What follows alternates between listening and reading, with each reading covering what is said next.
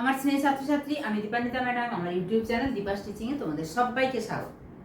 Class 12 semester 3 এর জন্য এখন সবচেয়ে বেশি ক্লাস যাচ্ছে, কারণ সেমিস্টার 3 স্টুডেন্টরা বলেছিলেন যে আগের ইয়ারে অর্থাৎ যারা 2026-এ উচ্চ মাধ্যমিক ফাইনাল পরীক্ষা দিয়ে দিলে তাদের সঙ্গে যেমন ডে 1 থেকে ছিলাম, তোমাদের সাথেও সেই রকম থাকবো কিনা জিজ্ঞেস করেছিলেন।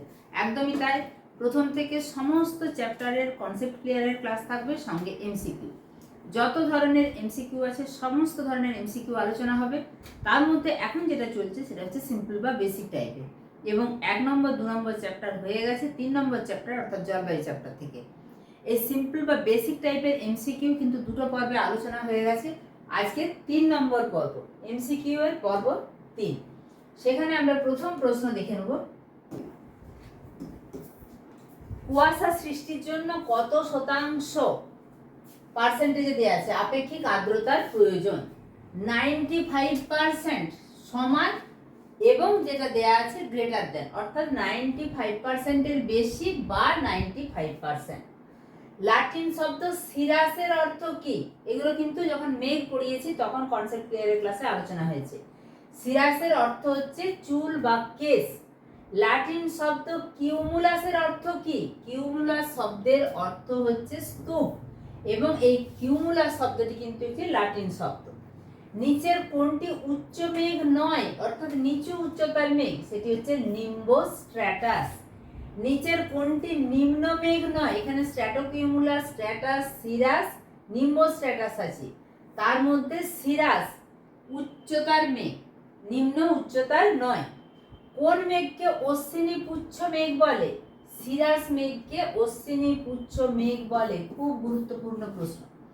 কোন মেঘের ক্ষেত্রে চাঁদ সূর্যকে ঘিরে বলয় বা হ্যালোজ গড়ে ওঠে? সিরোস্ট্র্যাটাস মেঘের ক্ষেত্রে।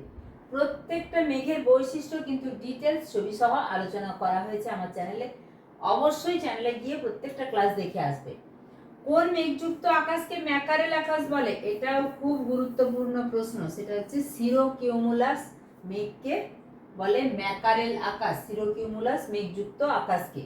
কোন মেঘকে শিপ ক্লাউড বা উল প্যাক ক্লাউড বলে? অল্টোকিউমুলাস। ভেড়ার লোমের মতো মেঘগুলো আকাশে ভাসতে থাকে। 27, অতি শীতল জলপুঞ্জ মেঘ কাকে বলে?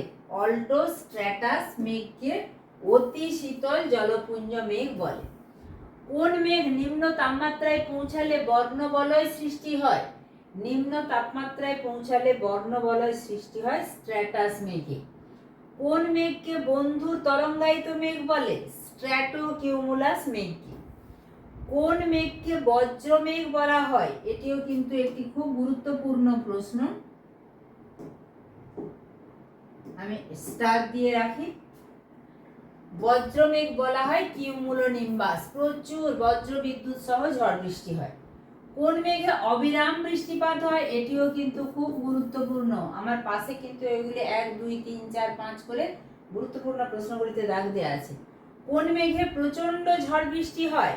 আমরা এক্ষুনি আলোচনা করে এলাম বজ্রমেঘ, সেটাই কিউমুলোনিম্বাস। এখানে বজ্রমেঘ দেখো কিউমুলোনিম্বাস, এতে প্রচন্ড ঝড় বৃষ্টি হয়ে থাকে বজ্র বিদ্যুৎ সহ। বরফ কেলাস তত্ত্বটির প্রথম প্রবক্তা কে? ওয়েগনার বরফ কেলাস তত্ত্বের প্রথম প্রবক্তা। এরপরে চলে যাব 94 এর কোশ্চেন। অধঃক্ষেপণ সৃষ্টিতে বরফের কেলাস ও অতি শীতল জলকণার উপর বাষ্পচাপের বিভিন্নতার কথা কে বলেছেন? ওয়েগনার বলেছেন 1911 সালে।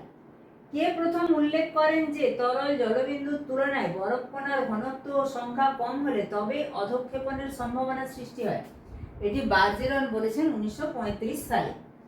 কে পরীক্ষা নিরীক্ষার মাধ্যমে নিশ্চিত হন যে বরফ কেলাস এবং অতি শীতল জলকণা উভয়ই আসলে মেঘের মধ্যস্থিত বরফ কেলাসের বর্ধিত বৃদ্ধি?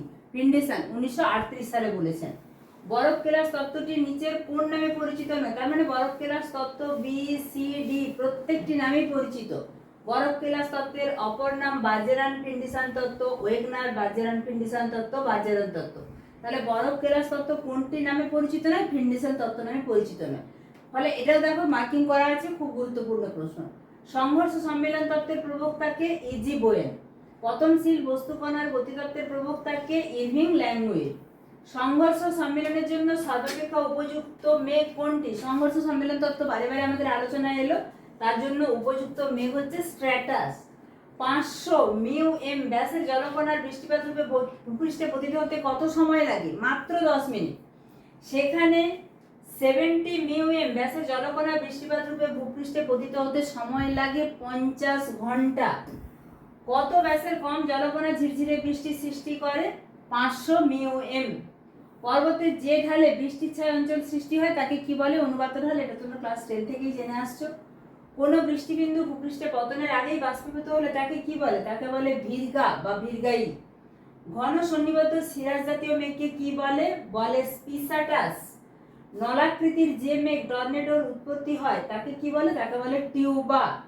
নেহাই আকৃতির মেঘ, নেহাই এরকম পিলারের মতো হয়ে গিয়ে উঁচু মাথা, নেহাই আকৃতির মেঘকে বলে ইনকাস। তাহলে আজকে সিম্পল বা বেসিক টাইপের সমস্ত এমসিকিউ শেষ হলো। এরপরে শূন্যস্থান পূরণ আছে, বাম স্তম্ভ ডান স্তম্ভ মেলানো আছে, অ্যাজারশন রিজনিং টাইপ আছে। এছাড়া তোমাদের একটা উদ্ধৃতি তুলে দেওয়া হয়, সেখান থেকে প্রশ্ন, এবং কোনো ছবি থেকে প্রশ্ন থাকে যেটা ডায়াগ্রাম বা চার্ট ভিত্তিক। তাই দেখতে থাকো প্রত্যেকটা ভিডিও।